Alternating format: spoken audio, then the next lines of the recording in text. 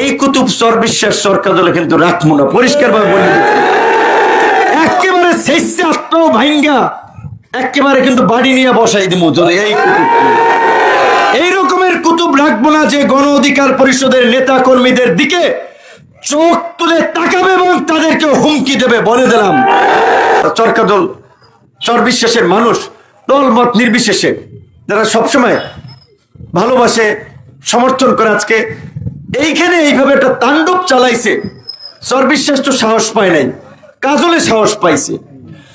কাজলে 7টা অফিস ভাঙছে, মোট গলাচিপা 10 বিনায় বিশেষ করে গলাচিপায় ভাঙছে, 17টা অফিস ভাঙছে। তো দেখলাম অফিসগুলা কি করছে, আপনারা দেখছেন রাতের অন্ধকারে। আজকে আমাদের সাথে যে লোক ছিল, আমরা তো পুরো 2 ইউনিয়ন ঘুরছি, আমাদের লোক যদি চাইতো এখনো বাসা থেকে টাইনে পিড়ে রাস্তায় শহীদ হইতে পারতো না। কেউ আসতো এখন ধরতে সেভ করতে, হাত পাও ভাঙ্গে দিলে কেউ আসতো? কেউ আসতো না। কিন্তু আমি জুয়েল ভাই সহ মুজাম্মেল সরদার মামাকে আইসেই বলছি, মামা এখন বাবা আমি স্পটে আছি, আমি চাই না আমার উপস্থিতিতে কোনো ঘটনা ঘটুক। এমনকি গলাচিপ এই চরকাজলের বেশিরভাগ অফিসগুলো ভাঙছে। একটা ডাকাত খুনি হয়েছে সামরা এই কি রনি ভইয়া না যায় কি বাড়ি পোলান বলছে, ভাই ওরে বাড়ি থেকে আইনে আমরা ওরে পিডামু, আপনি কিছু বললেন আপনার গাড়িগুলো টান দেন। পরে 13টা মার্ডার কেস নাকি আসামি, হ্যাঁ হাসান মামুনা করে শেল্টার দেয়। তো আমি বলছি না রে বাবা, আমরা একটু এইবার দেখতে চাই। চর কপাল বাড়াতে ইসমাইল আলাদার বিএনপির নেতা, ওইখানে তার বাসায় গেছি, কি খবর মুরব্বী আপনি তো আমি আসলে এতদিন আসছিলাম আওয়ামী লীগের আমলে, আপনি পাশে চেয়ারে বইছেন, মাঝে মাঝে কথা বলছেন, আমার মসজিদের অনুদান দিতে বলছেন, আমি দিলাম।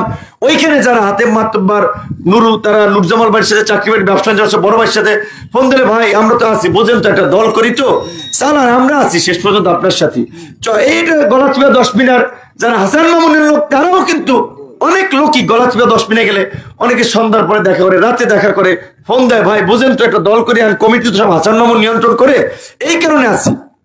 তো আমি অবাক হয়েছি সবচেয়ে যে এই যারা ফোনে ফোনে যেটা বলে মিডিয়া কথা বলে, এই রকমের কিছু লোক এই আকামগুলোর সাথে জড়িত হয়েছে, যেই কারণে অবাক হয়েছি যে এরা কি মানুষ না মুনাফেক। এরা তো মানে কি বলবেন আপনার, কি জঘন্য প্রকৃতির মানুষ আমার সামনে ওইভাবে যে ভাই আসি আপনার জন্য, আপনি আমাদের এলাকার ভাই, আত্মীয় স্বজন, এই সেই, হ্যাঁ চর বিশ্বাস চরকে লক্ষ্য দেবে, গলাচিপা 10 মিনিট সব ইয়ে করে ফেলাবো।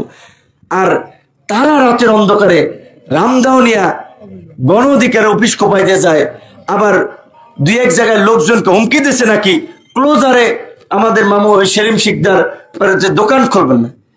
এই কুতুব চর বিশ্বাস সরকার দলে কিন্তু রাখবো না, পরিষ্কার ভাবে বলে একেবারে শেষে আত্ম ভাঙ্গা একেবারে কিন্তু বাড়ি নিয়ে বসাই দিব যদি এই রকমের কুতুব রাখবো না যে গণ অধিকার পরিষদের নেতা কর্মীদের দিকে চোখ তুলে তাকাবে এবং তাদেরকে হুমকি দেবে। বলে দিলাম এই পর্যন্ত যেটা বলেছি, পুরো এলাকা ভ্রমণ করেছি, পরিদর্শন করেছি, একটা মানুষের গায়ে হাত দেয় নাই, কারো বাড়ির টিনে কারো দোকানে একটা ঢিল মারে নাই।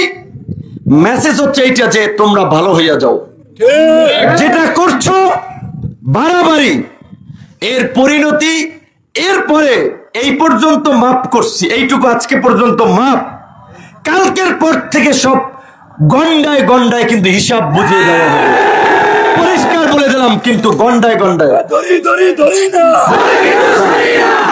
সারা বাংলাদেশে না পারি, সারা বাংলাদেশের কথা বাদ দিলাম, নিজের এলাকায়